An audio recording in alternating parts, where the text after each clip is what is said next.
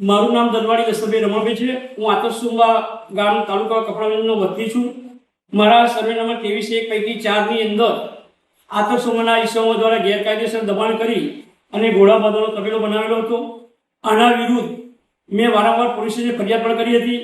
પોલીસે એમની પર ચેપ્ટર કેસ કરી એને છોડી મૂક્યા હતા. ના છૂટકે મારે 19/2025ના રોજ લેન્ડ ગ્રેબિંગનો ઓનલાઈન અરજી કલેક્ટર કચેરીમાં કરી હતી અને 1 વર્ષ થવા છતાં એનો નિકાલ ના આવતા છેવટે હું મુખ્યમંત્રી સ્વાગત કાર્યક્રમમાં ગયો હતો અને મુખ્યમંત્રી સાહેબને મેં મારી રજૂઆત કરી હતી અને મુખ્યમંત્રી મારી રજૂઆત ધ્યાનમાં લઈ કલેક્ટર સાહેબને આતરસુંબાના 2 મુસ્લિમ ઇસમો સામે શકીલ અયુબ મિયાં સિંધી અને અનીફ અયુબ મિયાં સિંધીના ઉપર લેન્ડ ગ્રેબિંગનો કેસ દાખલ કરવા માટે મુખ્યમંત્રી સાહેબ કલેક્ટરને હુકમ કર્યો હતો.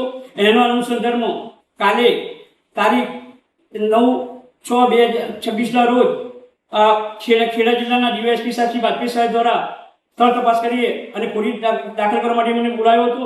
હું પોલીસ સ્ટેશને ગયો હતો અને ત્યાં જઈને સ્થળનું પંચનામું કર્યું હતું. પોતે સાહેબે ત્યાં જોયું કે આટલું મોટું પાણી જવાનો રસ્તો બંધ કરી અને એમને દબાણ કર્યું છે. કરવાનું શું? તલાટી સાહેબ તથા સિટી સર્વેના ઓફિસરોને બધાને ત્યાં નકશાઓ લઈને હાજર રાખ્યા હતા અને એમની જોડે તપાસ પણ કરાવી હતી કે આ હકીકત શું છે.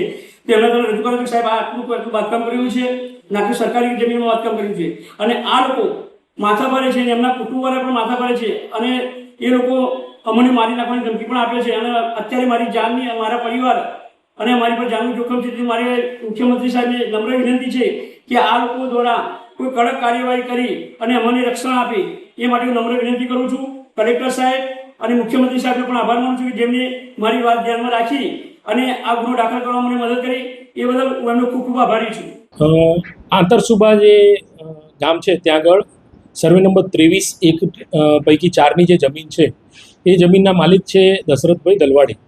દશરથભાઈએ પોતે તેમની જે જમીન છે એ જમીન પૈકીની 42.38 ચોરસ મીટર જમીન જે છે એની ઉપર ત્યાંના જે 2 વ્યક્તિ છે શકીલભાઈ અયુબભાઈ સિંધી અને અનિકભાઈ અયુબભાઈ સિંધી, આ બંને વ્યક્તિએ દબાણ કરી અને એની અંદર પોતે એક ઘોડા રાખવા માટેનો શેડ બનાવી દીધેલો.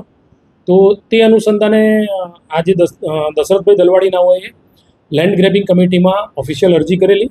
જે અનુસંધાને તેની વિગતવારની તપાસ થતાં એસડીએમ સાહેબનો અને અન્ય જે વહીવટીતંત્રના અધિકારીઓનો રિપોર્ટ આવતા તે આધારે લેન્ડ ગ્રેબિંગ કમિટીએ આ બાબતને સંજ્ઞાનમાં લેવાનું નક્કી કરેલું.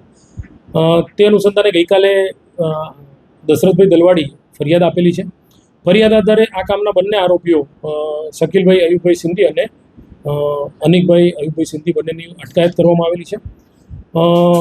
જે જોવા જઈએ તો જે સર્વે નંબર છે એ સર્વે નંબર સિવાયની જમીનમાં પણ આ બંને આરોપીઓ છે તે લોકોએ દબાણ કરેલા હોવાની હકીકત સ્થળ પર જાણવા મળે છે. My school is one such future-ready school where I understand each and every concept taught in the class and don't rote learn, where teachers don't just use books and blackboard to teach but use new ways of teaching and learning like audiovisual learning, activity-based learning and group activities which enhances my conceptual understanding. My school also teaches coding, which is an important 21st century skill. Not just that, I get an opportunity to showcase my skill on a national platform.